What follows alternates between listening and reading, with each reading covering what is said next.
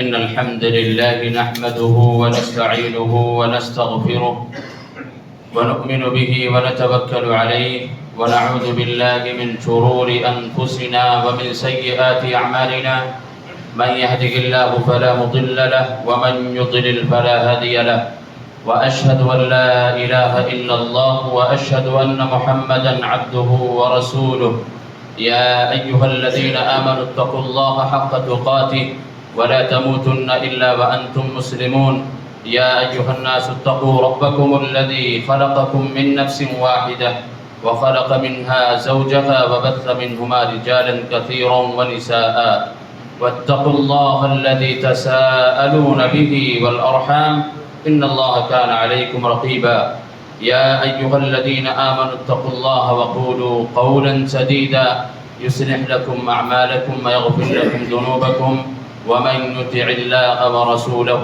فقد فاز فوزا عظيما أما بعد فإن خير الحديث كتاب الله وخير الهدى هدى محمد صلى الله عليه وسلم وشر الأمور محدثاتها وكل محدثة بدعة وكل بدعة ضلالة وكل ضلالة في النار أعوذ بالله من الشيطان الرجيم بسم الله الرحمن الرحيم مثل الذين ينفقون أموالهم في سبيل الله كمثل حبة أنبتت 7 سنابل في كل سنبلة 100 حبة والله يضاعف لمن يشاء والله واسع عليم. ہر طرح کی بڑائی بزرگی اللہ سبحانہ و تعالیٰ کے لیے ہے جو خالق کائنات مالک ارض و سما ہے. درود و سلام ہو تمام انبیاء کرام کی جماعت پر، خصوصاً آخری نبی جناب محمد الرسول اللہ صلی اللہ علیہ وسلم کی ذات گرامی پر. حاضرین جمعہ، بزرگوں، ساتھیوں، پردہ نشین ماں اور بہنوں، شریعت اسلامیہ نے مال کے تعلق سے فضیلت بیان کی ہے اور مال کو حاصل کرنے پر ابھارا بھی ہے، ترغیب بھی دی ہے. لیکن ایسے مال کو فتنہ بھی قرار دیا ہے جو مال و دولت ہماری اور آپ کی آزمائش کا ذریعہ بن جائے، ہمیں اور آپ کو اللہ تبارک و تعالیٰ کی نافرمانی پر لگا دے. ہم و آپ اس مال و دولت کے ذریعہ سے حلال و حرام کی تمیز کو کھو کر کے دنیا پرست، مال پرست بن جائیں. لیکن اگر وہی مال کا صحیح استعمال ہم کرتے ہیں، صحیح راستے سے ہم اسے اکٹھا کرتے ہیں، تو اللہ تبارک و تعالیٰ نے فضیلت بھی بیان کی ہے.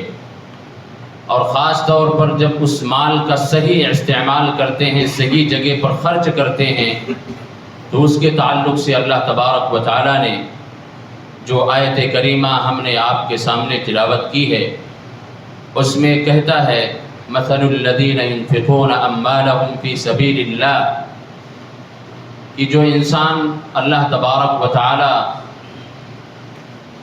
کے مال کو صحیح راستے پر خرچ کرتا ہے، اللہ کے راستے میں لگاتا ہے، تو اس کی مثال کمثل حبۃ انبتت 7 سنابل فی کل سنبلۃ 100 حبۃ، اس دانے جیسی ہے کہ جس دانے میں 7 بالیاں نکلتی ہیں اور ہر بالی کے اندر 100 دانے پیدا ہوتے ہیں. اسی طریقے سے اس انسان کی مثال ہے کہ جو اللہ کی راہ میں 1 روپیہ خرچ کرتا ہے، تو اللہ تبارک و تعالی جس طریقے سے ایک دانے میں 7 بالیاں، پھر ہر بالی میں 100 دانے عطا کرتا ہے، اسی طریقے سے اللہ تبارک و تعالی اپنے ان بندوں کو عطا کرتا ہے. اور پھر آگے کہا واللہ یضاعف لمن یشاء، اگر اللہ چاہے تو اس سے کہیں زیادہ بھی دے سکتا ہے. واللہ واسع علیم، کیونکہ اللہ تبارک و تعالی بہت وسعت والا ہے، بہت علم رکھنے والا ہے، اس کے خزانے میں کسی چیز کی کمی نہیں ہے۔ ہم و آپ اگر اپنے مال کو رب کی راہ میں خرچ کرنے کی بنیاد پر یہ تصور اور یہ سوچ رکھتے ہیں کہ مال کے اندر کمی ہو جائے گی، تو اللہ تبارک و تعالیٰ نے کہا یہ شیطان کا دھوکہ ہے، یہ شیطان کی طرف سے دھوکہ ہے۔ بلکہ اللہ نے یہ اعلان کیا کہ وما انفقتم من شیء فهو يخلفه وهو خیر الرازقین، کہ تم اللہ کے راستے میں اگر خرچ کرو گے، جیسے ہی خرچ کرو گے اس کے پیچھے فوراً اللہ تبارک و تعالیٰ اس سے کہیں زیادہ تم کو عطا کر دے گا۔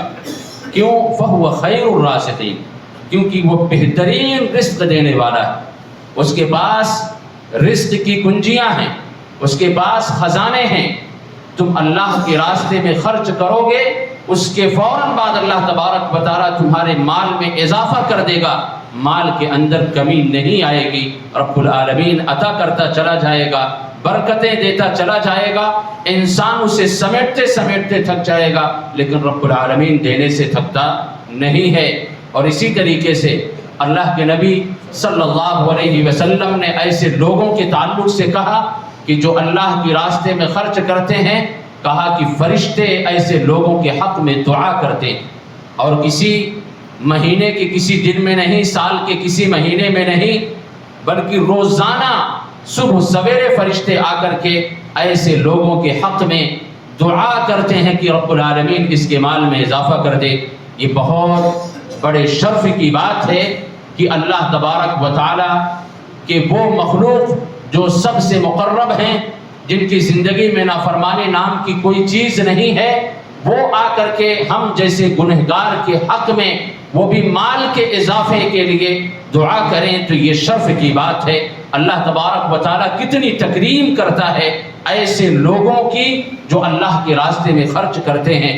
ما من یوم یصبح العباد فیہ الا وملکان ینزلان یقول احدہما اللہم اعط منفقا خلفا، کہ روزانہ صبح سویرے دو فرشتے آسمان سے زمین پر نازل ہوتے ہیں، ان میں سے ایک ان کے حق میں دعا کرتا ہے کہ اللہ تبارک و تعالیٰ جو تیرے راستے میں خرچ کرتے ہیں ان کے مال میں اضافہ کر دے، ان کے مال میں برکت ڈال دے، ان کے مال میں بڑھوتری کر دے۔ وَيَقُولُ الْآخَرُ اللَّهُمَّ أَعْطِ مُمْسِكًا طَرَفًا، اور دوسرا جو فرشتہ اس کے ساتھ میں آیا ہوتا ہے وہ کہتا ہے رب العالمین جو بخل سے کام لیتے ہیں، تو نے جن کو مال و دولت سے نواز رکھا ہے، جو سرمایہ دار ہیں لیکن وہ تیرے راستے میں خرچ کرنے میں بخل سے کام لیتے ہیں، وہ یہ سمجھتے ہیں کہ یہ پونجی، یہ مال، یہ دولت سب ہماری صلاحیت کی بنیاد پر ہمارے پاس آیا ہے، وہ کہیں پر خرچ کرنے کے لیے تیار نہیں ہوتے ہیں۔ تو رب العالمین ایسے لوگوں کے مال سے برکت کو اٹھا دے، ان کے مال میں کمی کر دے۔ ہو سکتا ہے کہ آپ کو یہ نظر آئے کہ ایسے لوگ بدبخت موجود ہیں جو بخل سے کام لیتے ہیں لیکن وہ بہت مالدار ہیں، لیکن حقیقت یہ ہے جس حقیقت تک ہم آپ پہنچ نہیں سکتے ہیں کہ ان کے مال میں برکت نام کی کوئی چیز نہیں ہوتی ہے۔ انہیں ہمیشہ بہت سارا مال ہونے کے باوجود بھی یہ شکوہ ہوتا ہے کہ ابھی مال کے اندر کمی ہے، ابھی ہمارا کاروبار بہت ٹھپ ہے، ہمارے کاروبار میں اضافہ نہیں ہے۔ یہ برکت کے نہ ہونے کا نتیجہ ہے کہ ایک وہ انسان جس کے پاس مال و دولت کا ڈھیر ہوا کرتا ہے لیکن وہ لوگوں سے شکایتیں کرتا ہے، بہانے تلاش کرتا ہے۔ ایک انسان جب اپنے فقر و فاقہ کو اس کے سامنے رکھتا ہے، محتاجگی کو رکھتا ہے، تو وہ انسان اس سے بہانہ تلاش کرتا ہے کہ ابھی ہمارے پاس چینج نہیں، ہماری جیب میں ابھی پیسہ نہیں، ابھی ہم نہیں دے سکتے ہیں، کسی اور وقت میں آؤ۔ یہ سب برکت کے اٹھ جانے کا نتیجہ ہوتا ہے کہ انسان اس سے راستہ اختیار کرنے کی کوشش کرتا ہے تاکہ وہ اللہ کے راستے میں خرچ کرنے سے بچ سکے، لیکن اس فرشتے کی دعا جس کے حق میں قبول کر لی جاتی ہے وہ معمولی ہی سرمایہ دار ہوتا ہے، اس کے پاس مال و دولت کم ہی ہوتا ہے لیکن وہ خوش و خرم نظر آتا ہے، دل کے اعتبار سے بہت سخی و فیاض ہوا کرتا ہے، وہ مال کی لالچ اپنی زندگی میں نہیں رکھتا ہے، وہ مال سے بے نیاز ہوتا ہے، تھوڑا ہی صحیح لیکن وہ جب بھی کوئی اس کے سامنے سے گزرتا ہے، ایسا کوئی محتاج مسکین فقیر، تو اس کے ہاتھ پہ کچھ نہ کچھ وہ رکھ کر کے خوشی محسوس کرتا ہے، وہ اپنی زندگی میں مطمئن اپنے آپ کو پاتا ہے، اطمینان اپنے آپ کو دے پاتا ہے۔ لیکن وہ انسان جو بہت مال و دولت ہے لیکن وہ اللہ رب العالمین کے راستے میں خرچ نہیں کرتا، تو بہت زیادہ مال ہونے کے باوجود بھی وہ راحت و سکون والی زندگی نہیں گزار پاتا ہے۔ اسی طریقے سے اللہ کے نبی صلی اللہ علیہ وسلم نے ایسے لوگوں کے حق میں یہ بھی کہا کہ جب پوری دنیا نفسی نفسی میں ہوگی، ہر کوئی انسان پسینے میں اپنے اعمال کی بنیاد پر وہ ڈوبا ہوگا، سورج کی تپش، اس کی گرمی بالکل قریب ہوگی، اس وقت ایسا بندہ جو اللہ کے راستے میں خرچ کر کے اس دنیا سے جائے گا وہ عرش الہی کے سائے میں ہوگا۔ یہ بہت بڑے شرف کی بات ہے کہ اللہ کے عرش کے سائے تلے ایسے انسان کو پناہ دیا جائے گا جس وقت سورج بالکل ہمارے اور آپ کے سر پر ہوگا۔ اللہ کے نبی صلی اللہ علیہ وسلم نے فرمایا رجل تصدق بصدقة فأخفاها حتى لا تعلم شماله ما تنفق يمينه، کہ وہ انسان جو اللہ کے راستے میں اس انداز سے خرچ کرتا ہے کہ داہنے سے دیا بائیں کو خبر نہیں، تو اللہ تبارک و تعالی اسے یوم آخرت میں اپنے عرش کے سائے میں جگہ دے گا، اسے عافیت والی زندگی اس دن بھی دے گا اور عرش کے سائے میں اسے پناہ دے کر کے خوشخبریاں اور بشارتیں سنائے گا۔ اسی طریقے سے رب کے راہ میں خرچ کرنے سے ہمارے اور آپ کے دل کا تزکیہ ہوا کرتا ہے، مال میں اضافہ ہوتا ہے، ہمارے اور آپ کے مال کے اندر برکتیں اور طہارت، ہماری اور آپ کی طہارت اور نبی اکرم صلی اللہ علیہ وسلم کی دعا کے ہم مستحق ہوتے ہیں۔ رب تعالیٰ نے قرآن کریم میں فرمایا خذ من اموالہم صدقۃ تطہرہم وتزکیہم بہا وصل علیہم ان صلاتک سکن لہم۔ اے نبی صلی اللہ علیہ وسلم، لوگوں کے مالوں میں سے صدقہ لو تاکہ وہ پاک ہو سکیں، ان کا تزکیہ ہو سکے، ان کا نفس پاک ہو سکے، اور ایسے لوگوں کے حق میں اے نبی آپ دعا کریں، کیونکہ ایسے لوگوں کے حق میں آپ کی دعا قبول کی جائے گی۔ اگر رب کے راستے میں ہم خرچ کرتے ہیں، صدقہ و خیرات کرتے ہیں، تو گویا نبی کی دعا کے ہم مصداق ٹھہرتے ہیں، نبی کی دعا ہم پر آتی ہے کہ رب العالمین ایسے لوگوں کے گناہوں کو پاک و صاف کر دے، ان کی زندگی کو گناہوں سے، ان کے مال میں برکت عطا کر دے، ان کے مال کو پاک و صاف کر دے۔ ایسے لوگوں کے لیے یہ فضیلت موجود ہے۔ اور یہی نہیں بلکہ قبر کی اندھیری کوٹھری میں جب ہم آپ ہوں گے، وہاں پر طرح طرح کے عذاب بھی ہوں گے، تو زکوٰۃ و خیرات ایسے لوگوں کو قبر کے عذاب سے بھی چھٹکارا دلائے گا، اور اس کے اندر تخفیف اور کمی کروائے گا، یہاں تک کہ خاتمہ بھی قبر کے اندر جو گرمی جو تپش ہوگی اس گرمی اور تپش کو وہ ختم کر دے گا۔ ان الصدقۃ لتطفئ عن اہلها حر القبور، کہ قبر کے اندر کی گرمی جو انسان صدقہ کر کے جائے گا اس کا صدقہ اس گرمی کو ختم کر دے گا، بالکل مٹا اور ختم کر دے گا۔ یہ صدقہ و خیرات کی فضیلت ہے کہ اگر کوئی انسان اللہ کے راستے میں خرچ کرتا ہے تو اس کے لیے اتنی بشارتیں ہیں، اور بہت ساری بشارتیں ہیں جس کو خطبہ جمعہ میں احاطہ نہیں کیا جا سکتا ہے۔ ہم آگے بڑھتے ہیں اور دیکھتے ہیں، جاننے کی کوشش کرتے ہیں کہ زکوٰۃ کہتے کس کو ہیں۔ زکوٰۃ کہتے ہیں پاکیزگی کو، برکت حاصل کرنے کو، اور بڑھوتری اور اضافہ کرنے کو۔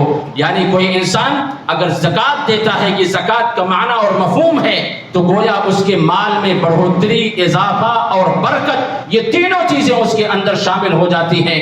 اور شریعت کی نظر میں ہم دیکھیں گے کہ ایک مخصوص مال کو، مخصوص مال کو، مخصوص حصے کو، مخصوص انسان کو دینے کو زکوٰۃ کہتے ہیں۔ کیا مطلب ہوا؟ یعنی ہمارے پاس تھوڑا موڑا مال ہے تو اس میں زکوٰۃ نہیں ہے، بلکہ اس کا ایک نصاب ہے، اس نصاب تک ہم پہنچیں گے جب ہم پر زکوٰۃ فرض ہوگی وہ بھی پورا مال زکات میں نہیں نکالنا ہے بلکہ مخصوص حصہ، کچھ حصہ زکات میں نکالنا ہے. اور کس کو دینا ہے؟ مخصوص لوگوں کو. اللہ تبارک و تعالیٰ نے ان کی فہرست بیان کر دی. 8 ایسے لوگ ہیں جن کو زکات کی رقم دی جاتی ہے. تو یہ زکات کی تعریف ہے. اور زکات کو زکات اسی لیے کہا جاتا ہے کیونکہ زکات سے انسان کا تزکیہ ہوتا ہے، اس کے نفس کا تزکیہ ہوتا ہے، مال میں اضافہ اور برکت ہوا کرتا ہے. اس لیے زکات کو زکات کہا جاتا ہے. اب آگے چل کر کے دیکھتے ہیں کہ زکات کن چیزوں پر واجب اور فرض ہوتی ہے اور کب ہوتی ہے، مقدار اور نصاب کیا ہے، کس وقت ہوگی. تو سب سے پہلی جو چیز ہے وہ یہ ہے کہ سونا اور چاندی، اس پر زکات ہے. کب ہے؟ سونا جب 85 گرام ہو جائے. آپ کے پاس جب سونا 85 گرام ہو اور چاندی 595 گرام ہو جائے تو چاندی پر زکات ہے. 595 گرام چاندی ہے تو اس پر زکات ہے. اور 85 گرام سونا ہے تو اس پر زکات ہے. کب ہے؟ جب اس پر مکمل 1 سال گزر جائے. سال گزرنے سے پہلے اگر کمی آ گئی تو پھر زکات نہیں ہے. مکمل اس پر سال گزر جائے اور پھر سال گزرنے کے ساتھ ساتھ سونے اور چاندی میں جو بھی اضافہ آپ کریں گے ان تمام کو اکٹھا کر کے، یعنی 85 گرام سے زیادہ اگر آپ کے پاس آ گیا تو ان تمام کو اکٹھا کر کے حساب لگا کر کے مارکیٹ جو ریٹ ہوگا، جس دن آپ زکات نکالنے جا رہے ہیں، مارکیٹ میں ریٹ معلوم کریں کہ 24 کیرٹ کا ریٹ آج کیا ہے. آپ کے پاس 24 کیرٹ ہے یا 22 کیرٹ ہے یا 18 ہے یا 16 ہے، کس کیرٹ کا سونا آپ کے پاس ہے. اگر 22 کیرٹ ہے تو گویا اس میں 2 کیرٹ الگ سے کچھ اس میں شامل کیا گیا ہے، تانبا یا کچھ اور. جو تانبا شامل کیا گیا ہے اس پر نہیں ہے بلکہ 24 کیرٹ کا حساب لگا کر کے آپ زکات نکالیں گے. بہت اچھی طریقے سے سمجھنے والی چیز ہے کہ 22 کیرٹ 18 کیرٹ ہے تو گویا آپ کے سونے میں 6 کیرٹ تانبا یا کچھ اور مکس کر دیا گیا ہے. تو یہ جو 6 کیرٹ یہ مکس کیا گیا ہے اس پر نہیں زکات ہے بلکہ آپ کا سونا جو 24 کیرٹ کے حساب سے بھرنا ہے اس پر ہے. اور چاندی میں تو ملاوٹ کی کوئی گنجائش نہیں ہوتی ہے. تو یہ سونے اور چاندی کا حساب ہے کہ آپ اس نصاب کو پہنچ جائیں اور مکمل اس پر سال گزر جائے، اس کے بعد اس پر زکات ہے. یہ پہلی چیز ہوئی. دوسری چیز تجارتی سامان پر. ہاں یہاں پر ایک اور واضح کر دوں کہ بہت سارے لوگ الگ الگ نہ جانے کہاں سے فتویٰ اکٹھا کر کے لاتے ہیں اور کہتے ہیں کہ جو زیور استعمال کیا جاتا ہے اس پر زکات نہیں ہے. بالکل غلط اور یہ باطل قول ہے، باطل فتویٰ ہے. زیور جو پہنتے ہیں اس پر بھی زکات ہے، وہ آپ کا سونا بسکٹ کی شکل میں ہو یا زیور کی شکل میں ہو، ہر حال میں زکات ہے. اب آگے تجارتی سامان پر بھی زکات ہے. تجارتی سامان، آپ کوئی دکان کرتے ہیں، کوئی بزنس کرتے ہیں، کسی بھی چیز کا ہو سکتا ہے. جب اس پر سال مکمل ہو جائے پہلے تو آپ دیکھیں کہ ہم نصاب تک پہنچے کہ نہیں. کب ہم نصاب تک پہنچے، کس مہینے میں ہم نصاب تک پہنچے، اور اس کا نصاب کیا ہوگا. اس کا نصاب اسی سونے اور چاندی سے لگائیں گے. 85 گرام سونا اور 595 گرام چاندی، اس کا حساب لگا کر کے اپنے تجارتی سامان کو دیکھیں گے کیا اس حساب سے پہنچا کہ نہیں. اگر پہنچ گیا پھر اس پر مکمل سال گزر گیا، جس دن آپ کو زکات نکالنا ہے اس دن آپ پورا مارکیٹ ویلو معلوم کریں گے کہ مارکیٹ قیمت کیا ہے، میرے دکان کے اندر کتنا سامان ہے. پھر اس کے بعد جتنی زکات بنے گی 2.5% کے حساب آپ زکات نکالیں گے. 2.5% کے حساب آپ اس میں سے زکات نکالیں گے. ایسا نہیں کہ صرف جو نفع آ رہا ہے. تجارتی سامان کہتے ہی ہیں کہ وہ چیز جس کو بیچ کر کے آپ فائدہ حاصل کر رہے ہیں تو وہ بھی آپ کی مالیت ہے، اس بنیاد پر اس پر بھی زکات ہے. جو پیسہ اس سے آ رہا ہے اس پر زکات ہے ہی، لیکن وہ بھی آپ کی مالیت ہے، اس لیے اس پر بھی زکات ہے. پرچون کی دکان ہے، اس میں دیکھا جائے کتنے سامان ہے، یا کوئی اور چیز ہے، تمام چیزوں پر. لیکن اگر کمپنی ہے، کمپنی میں کوئی ایسی چیز ہے جس سے کوئی چیز بنائی جاتی ہے، وہ بیچا نہیں جاتا ہے، اس کو استعمال کیا جا رہا ہے، وہ ایسا اوزار ہے کہ چیزوں کو بنائی جاتی ہے، تو اس پر زکات نہیں ہے. لیکن جو چیز آپ بیچتے ہیں اس پر زکوٰۃ ہے، اور اس سے جو پیسہ آ رہا ہے اس پر بھی زکوٰۃ ہے۔ ہاں یہ الگ بات ہے کہ اگر آپ نے بطور قرض کوئی چیز لی ہے، قرض کی ادائیگی ابھی نہیں ہوئی ہے، تو آپ قرض کی ادائیگی کریں گے، اس قرض کو زکوٰۃ کے مال میں نہیں شامل کریں گے۔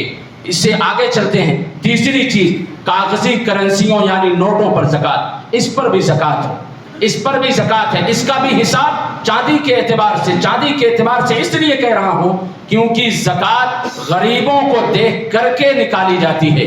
غریبوں کا فائدہ چاندی کے جو مقدار ہے اس پر رکھ کر کے فائدہ ہے، کیونکہ چاندی اگر ہمارے پاس 595 گرام ہے، اس کی قیمت زیادہ سے زیادہ 38,000 ہے۔ کتنی قیمت ہے 595 چاندی کی؟ 38,000، یعنی 38,000 روپے کسی کے پاس ہے تو اس پر زکوٰۃ واجب اور فرض ہے، وہ 2.5% نکالے گا۔ کیسے نکالیں گے؟ آپ 40,000 کو رکھیے اور پھر 40 سے اس کو تقسیم کر دیجئے، جو آئے گا وہ زکوٰۃ کی رقم، جو آیا وہ زکوٰۃ کی رقم ہے۔ بہت آسان حساب ہے۔ آپ پورے رقم کو 1 لاکھ 2 لاکھ روپے رکھیے، پھر اس کو 40 سے تقسیم کر دیجئے، جو آ جائے گا وہ حصہ وہ زکوٰۃ ہے، وہ آپ کو نکالنا ہے، وہ آپ کا نہیں ہے، کیونکہ اللہ رب العالمین نے کہا مالداروں سے ان کے مال کو لو اور غریبوں پر لوٹا دو۔ لوٹانے کا مطلب کیا؟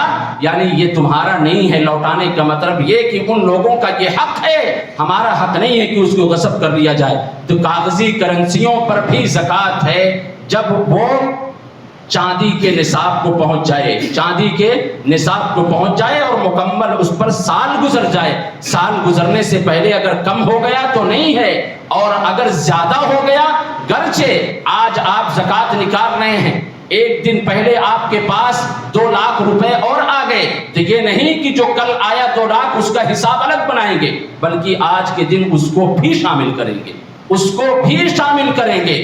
تمام جتنے بھی آپ کے پاس ہیں بینک بیلنس، سب کو شامل کر کے آپ زکوٰۃ نکالیں گے۔ یہ تھے ان چیزوں میں یہ شرط کی 1 سال گزر جائے، اور حیوانات بھی اسی میں ہیں، جانوروں میں بھی زکوٰۃ نکلتی ہے، گائے بھینس بکری بھیڑ ان تمام میں بھی زکوٰۃ نکلتی ہے۔ اونٹ اگر 5 کی تعداد میں ہے تو زکوٰۃ ہے، 30 کی تعداد میں گائے پہنچ گئی تو اس پر زکوٰۃ ہے، 40 کی تعداد اگر بکری کی ہو گئی تو زکوٰۃ ہے۔ اس پر بھی سال ہے کہ اس پر بھی سال گزر جائے۔ لیکن آگے کھیتی باڑی یعنی زمین سے پیدا ہونے والی جو چیزیں ہیں اس پر بھی زکوٰۃ ہے، تو اس پر سال کی قید نہیں ہے، جب بھی آپ کو وہ حاصل ہوگا اس میں آپ زکوٰۃ نکالیں گے، اور اس کی مقدار 5 اسق ہے۔ 5 اسق بعض لوگوں نے کہا ہے کہ 653 کلو گرام ہے، بعض لوگوں نے کہا کہ نہیں 900 کلو گرام ہے، یعنی ہمارے پیمائش کے حساب سے 900 کلو گرام کسی کو غلہ اگر حاصل ہوتا ہے، وہ پھل ہو یا اناج ہو، اس میں سے وہ زکوٰۃ نکالیں گے۔ شرط یہ ہے کہ وہ وزن کرنے والا ہو، یعنی جس کو وزن کیا جاتا ہو، اور ایسی چیزیں ہوں جس کو اسٹور بھی کیا جاتا ہو، ایسی چیزیں نہ ہوں کہ جس کو اسٹور نہ کر سکے، تو ان پر زکوٰۃ نہیں ہے، بلکہ جس کو اسٹور کیا جاتا ہو ان پر زکوٰۃ ہے۔ اور اسے زمین سے معدنیات وغیرہ نکلتے ہیں، لوہے تانبا یہ ساری چیزیں، اس پر بھی زکوٰۃ ہے، جب بھی آپ کو حاصل ہوگا اس میں بھی آپ چاندی کے حساب سے زکوٰۃ نکالیں گے۔ اور رکاز یعنی دور جاہلیت کے دفینوں کو رکاز کہتے ہیں، زمین کے اندر بہت سارے خزانے لوگوں نے دفن کیے تھے، بہت ساروں کو کبھی ملتا ہے، جب بھی جس کو ملے گا اس میں سے وہ 5واں حصہ زکوٰۃ نکالے گا۔ یہ ہے زکوٰۃ کا نکالنے کا طریقہ، اور یہ اس کی مقدار۔ بہت دھیان سے اس کو ذہن میں رکھیں، اپنے گھروں میں جائیں اور حساب و کتاب کریں۔ اور میں بتا دیا کہ 48,000 اگر کسی کے پاس ہے تو اس پر زکوٰۃ ہے، 38,000 اگر کسی کے پاس ہے، 38 سے 40,000 یہی قیمت بنتی ہے، تو ایسے تمام لوگوں پر زکوٰۃ ہے۔ اب آتے ہیں، آگے بڑھتے ہیں۔ بہت سارے لوگ بلڈنگوں کا کام کرتے ہیں، زمین کا کام کرتے ہیں، اس میں بھی کئی شکلیں ہوتی ہیں۔ ایک انسان وہ ہے جو مکان خریدا، زمین خریدا، لینڈ خریدا، لیکن نہ کرائے پہ دینے کا ارادہ ہے نہ بیچنے کا ارادہ ہے، تو ایسے لوگوں پر زکوٰۃ نہیں۔ لیکن ایسے بھی ہوتے ہیں جن کی نیت یہ ہوتی ہے کہ یہ لینڈ یہ فلیٹ میں اس لیے لے رہا ہوں، ریٹ بڑھے گا تو اس کو بیچیں گے، تو اس پر جب سال مکمل ہو جائے گا تو ایسے فلیٹ اور زمین پر زکوٰۃ، ایسے پہ زکوٰۃ ہے، وہ کتنی قیمتی کیوں نہ ہو، کروڑوں کی زمین ہو، لیکن اس پر زکوٰۃ ہے، کیونکہ آپ اس کا بزنس کر رہے ہیں، آپ تجارت کر رہے ہیں، یہ مالیات کی شکل میں آ گیا، جس طریقے سے سامان تجارت ہے ویسے ہی، تو آپ اس میں سے زکوٰۃ نکالیں گے۔ تیسری شکل یہ ہے کہ بہت سارے لوگ لیتے ہیں اور اس کو رینٹ پہ دے دیتے ہیں، تو اس کی صورت یہ ہے کہ جو رینٹ آتا ہے، جو کرایہ آتا ہے، وہ کرایہ اگر اس نصاب کو پہنچا اور سال گزر گیا تو اس میں زکوٰۃ نکلے گا، زمین پر اور مکان پر نہیں نکلے گا، بلکہ جو مال جو کرایہ آ رہا ہے وہ نصاب کو پہنچ گیا، سال گزر گیا تو پھر اس پر زکوٰۃ ہے، اس پر زکوٰۃ واجب ہو جائے گی۔ اسی طریقے سے اگر کسی کے پاس قرض ہے، کسی کا قرض ہے 2 لاکھ کی رقم یا اس سے کم یا اس سے زیادہ، تو وہ اس کی زکوٰۃ نہیں نکالے گا، بلکہ جس نے قرض دیا ہے وہ زکوٰۃ نکالے گا۔ اور اس میں بھی شکلیں ہیں، اس میں ایک شکل تو یہ ہے کہ آپ کو امید ہے کہ جو میں قرض دیا ہوں یہ مجھے واپس ملنے والا ہے، تو آپ زکوٰۃ نکالو۔ تو آپ اگر وہ نصاب تک ہے اور پھر سال بھی گزر گیا تو آپ زکوٰۃ نکالو گے۔ لیکن بہت سارے ایسے ہوتے ہیں کہ قرض لینے کے بعد بھول ہی جاتے ہیں، آپ کو یقین نہیں آتا، کیا میں آپ کا پیسہ لے کے بھاگ جاؤں گا، طرح طرح کی باتیں ہوتی ہیں۔ تو اگر آپ کو امید نہیں ہے کہ یہ پیسہ نہیں ملے گا تو پھر زکوٰۃ نہیں ہے۔ جب ملے گا تب آپ زکوٰۃ اس وقت کی نکالیں گے، یہ نہیں کہ پورا شامل کر کے۔ جب آپ کو مل گیا، اگر یعنی نا امید ہو چکے تھے لیکن آ گیا وہ مال، تو اس وقت پھر آپ اس کی زکوٰۃ نکالیں گے۔ اب تیزی کے ساتھ دیکھ لیتے ہیں کہ زکوٰۃ کی رقم دیں گے کہاں۔ اللہ تبارک و تعالیٰ نے فہرست بیان کر دی ہے، انما الصدقات للفقراء والمساکین، کہ زکوٰۃ کی رقم سب سے پہلا حق یہ ہے فقیروں کا، مسکینوں کا۔ فقیر اور مسکین جب ایک ساتھ آتے ہیں تو اس میں فرق ہوتا ہے۔ فقیر وہ ہوتا ہے جس کے پاس کچھ بھی نہیں ہوتا، مسکین وہ ہوتے ہیں جن کے پاس تھوڑا بہت ہوتا ہے۔ ان کو زکوٰۃ کی رقم ہم کتنا دیں گے؟ زکوٰۃ کی رقم اتنی دیں گے کہ جس سے سال بھر کا ان کا گزر بسر بآسانی ہو سکے، بآسانی سال بھر کا گزر بسر ان کا ہو سکے۔ زکوٰۃ کی رقم ہم ایسے لوگوں کو اتنا دیں گے۔ والعاملین علیہا، اور جو زکوٰۃ کو اصول کرتے ہیں، بیت المال میں کام کرتے ہیں، اصول کرتے ہیں، لکھتے ہیں، حساب و کتاب رکھتے ہیں، ان کو بھی زکوٰۃ کی رقم ان کے اخراجات کے بھر دیا جا سکتا ہے۔ والمؤلفۃ قلوبہم، اور تعریف قلب کی خاطر۔ اس میں 2 طرح کے لوگ، ایک تعریف قلب جو کافر ہے، انہیں اسلام کی طرف رغبت ہے، وہ اسلام کی طرف تھوڑا بہت انسیت رکھتا ہے، یا یہ کہ کوئی ایسا کافر ہے جس سے فتنے کا، بہت شر کا بہت زیادہ خوف ہے، اسے تھوڑا سے اس کے فتنے سے بچنے کے لیے، محفوظ رکھنے کے لیے، یا اس کو نامور رکھنے کے لیے، یا اسلام کی طرف ترغیب دینے کے لیے اگر کوئی ایسا کافر ہے تو اسے زکوٰۃ کی رقم دی جا سکتی ہے۔ یا وہ انسان جو ابھی اسلام میں داخل ہوا ہے، اس کے دل میں ایمان کے تئیں مضبوطی لانے کے لیے اسے بھی زکوٰۃ کی رقم دی جا سکتی ہے۔ وفی الرقاب، اور گردن کو آزاد کرنے میں، غلام کو آزاد کرنے میں۔ یہ تو آج ماحول رہا نہیں ہے، لیکن علماء نے یہ کہا ہے کہ بہت سارے بے قصور ایسے ہیں جن کو جیلوں کی سلاخوں میں ڈال دیا گیا ہے، تو وہاں بھی زکوٰۃ کی رقم لگائی جا سکتی ہے۔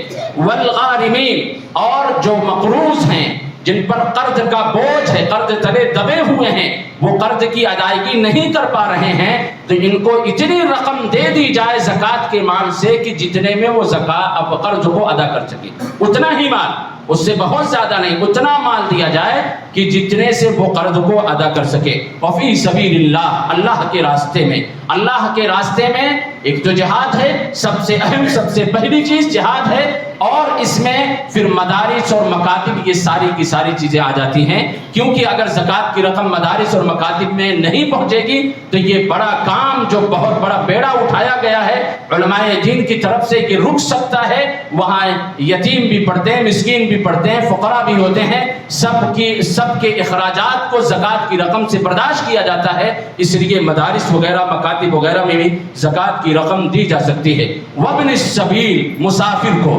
گرچہ مسافر مالدار کیوں نہ ہو لیکن وہ سفر کر رہا ہے، زاد راہ ختم ہو گیا، پیسہ ختم ہو گیا، اس کو اپنے گھر تک پہنچنا ہے، یا یہ کہ ڈاکوؤں کے ذریعے سے اس کا مال چھن گیا، اب اس کو گھر تک پہنچنا ہے، تو زکوٰۃ کی رقم اتنی اسے دی جائے گی کہ جتنے سے وہ اپنے گھر پہنچ سکے، جتنے سے وہ اپنے گھر پہنچ سکے۔ یہ لسٹ ہے، اس لسٹ کو اپنے ذہن میں رکھیے، اپنے مال کو برباد نہ کیجیے۔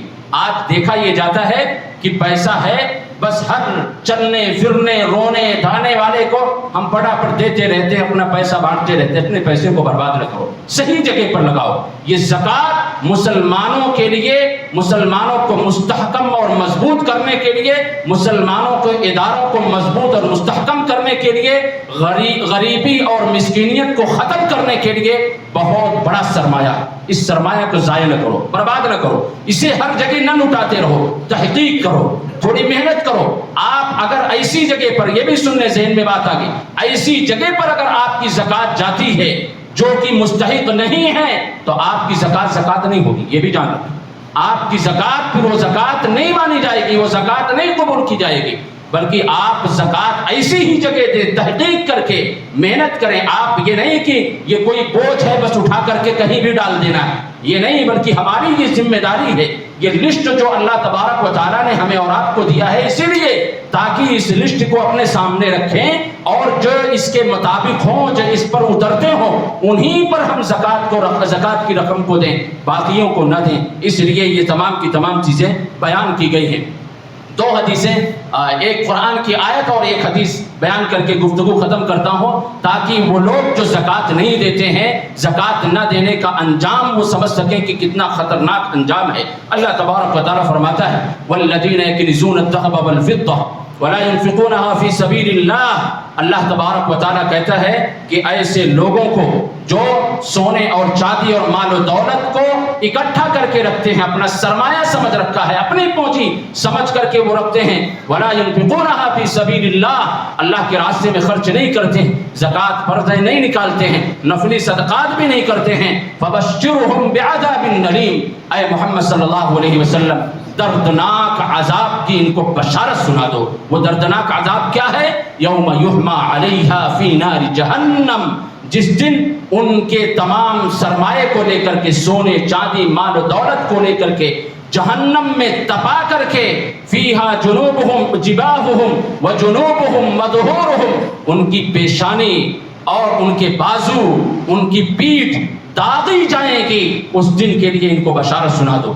کتنا خطرناک عذاب ہے کہ ہمارے ہی مال کو جہنم کی آگ میں تپا کر کے، گرم کر کے ہمیں تپایا جائے گا، ہمیں سینکا جائے گا، اور پھر کہا کیا جائے گا ھذا ما کنزتم لانفسکم فذوقوا ما کنتم تکنزون. یہ تمہارا مال ہے جس کو تم نے اکٹھا کر کے رکھا تھا، اس کا مزہ چکھو. ایک حدیث اللہ کے نبی صلی اللہ علیہ وسلم فرماتے ہیں من آتاہ اللہ مالا فلم یؤد زکاتہ، کہ جس کو اللہ نے مال دیا. دیکھیے کتنی بڑی گارنٹی ہے، یعنی اس وہم گمان میں کوئی انسان نہ رہے کہ یہ میری صلاحیت پر ہے. جس کو اللہ نے مال دیا، یعنی سب دیا ہوا اللہ کا ہے اور خرچ بھی اللہ کے راستے میں کرنا ہے. فلم یؤد زکاتہ، اور پھر اس میں سے اس نے زکات نہیں نکالی، مثل له یوم القیامہ شجاعا اقرع له زبیبتان یطوقه یوم القیامہ. پھر اس دن، قیامت کے دن، اس کے مال کو گنجے سانپ کی شکل دے کر کے اس کے گلے میں توق بنا کر کے لٹکا دیا جائے گا، اور جس کی آنکھوں پر 2 سیاہ نقطے ہوں گے. یہ سانپ میں سے سب سے خطرناک سانپ کی قسم ہے. گنجے سانپ جو ہوتے ہیں ان کی آنکھوں پر 2 سیاہ نقطے ہوں گے. یطوقه یوم القیامہ، قیامت کے دن گلے میں ان کے لٹکا دیا جائے گا. کیا سواگت کرے گا؟ یہ کوئی مالا ہوگا، استقبال ہوگا؟ یہ ایسا نہیں ہے. یأخذ برزمتیہ ثم یقول انا مال وانا کنز.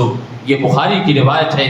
وہ گنجا سانپ جبڑوں کو پکڑ کر کے چبائے گا، جبڑوں کو پکڑ کر کے چبائے گا، اور چبا کر کے یہ بولے گا انا مال وانا کنز. گھبراتے کیوں ہو؟ میں تمہارا ہی مال ہوں، میں تمہارا ہی خزینہ ہوں، میں تمہارا ہی خزینہ ہوں. تم نے اکٹھا کر کے رکھا تھا، وہی تو ہوں. گھبراتے کیوں ہو؟ ڈرتے کیوں ہو؟ ہمارے جبڑوں کو چبا کر کے یہ کہے گا. کسی کے بیڈ روم میں اگر سانپ چلا جائے تو وہ ذرہ برابر 1 سیکنڈ کے لیے وہاں رک نہیں سکتا ہے. وہ گھر چھوڑ کر کے، بیڈ روم نہیں، گھر چھوڑ کر کے گھر سے باہر نکلے گا. اتنا خوف ہوتا ہے. یہ تو ہمارے اور آپ کے گلے کا توق بنایا جائے گا. ہمارے اور آپ کے گلے میں آ کر کے جبڑوں کو چبا کر کے ہمیں یاد دلائے گا کہ تمہیں بتایا جاتا تھا، تمہیں کہا جاتا تھا کہ تم رب کی راہ میں خرچ کرو، یہ رب کا مال ہے، اس کے راستے میں خرچ کرو. تو نے نہیں کیا تو انا مالک وانا کنز، میں تمہارا مال ہوں، آج اس کا مزہ چکھو. اس لیے جن جن پر زکوٰۃ فرض ہے اور واجب ہے یہ اس ماہ مبارک میں اس کو نکالیں، اس رقم کو دیکھیں کہ کتنی رقم بنتی ہے اور جو اس کے مستحقین ہیں ان تک پہنچانے کی کوشش کریں۔ یہ ہماری ذمہ داری ہے۔ جس طریقے سے مال کو ہم اکٹھا کرنے میں اپنی صلاحیتوں کو، اپنے اوقات کو لگاتے ہیں، ایسی ہی یہ بھی ذمہ داری ہے کہ اس کو اس کے مستحقین تک پہنچانے میں اپنی صلاحیت کو، اپنی توانائی کو، انرجی کو، وقت کو صرف کریں تاکہ اللہ تبارک و تعالیٰ کے عذاب سے ہم آپ اپنے آپ کو محفوظ کر سکیں۔ اللہ تبارک و تعالیٰ ہم تمام کو زکوٰۃ کی ادائیگی کی توفیق عطا فرمائے۔ رب العالمین ہم تمام کے روزوں کو قبول فرما لے۔ رب العالمین ہم تمام کی تلاوت قرآن کو، قیام اللیل کو، صدقہ اور زکوٰۃ کو قبول فرما لے۔ رب العالمین جو مریض ہوں انہیں شفائے کلیہ عاجلہ عطا فرما۔ رب العالمین جہاں بھی مسلمان پریشان حال ہوں ان کی پریشانیوں کو دور فرما دے۔ اللہ رب العالمین جو بھی مسلمان مظلومیت کے شکار ہو، رب العالمین ان ظالموں سے تو سب سے بہتر انتقام لینے والا ہے۔ رب العالمین تو ان سے انتقام لے لے، ان کو ہدایت دے دے یا نست نابود کر دے۔ رب العالمین فلسطینی مسلمانوں کی حفاظت فرما لے۔ رب العالمین ہر جگہ کی مسلمانوں کی، مسلمان نوجوانوں کی، مسلمان بچوں کی حفاظت فرما لے۔ رب العالمین ہم تمام کو جب تک اس دنیا میں زندہ رکھے، دین اسلام پر زندہ رکھے، صحیح عقیدے پر زندہ رکھے، وفات ہو دین اسلام پر ہو۔ آمین تقبل یا رب العالمین۔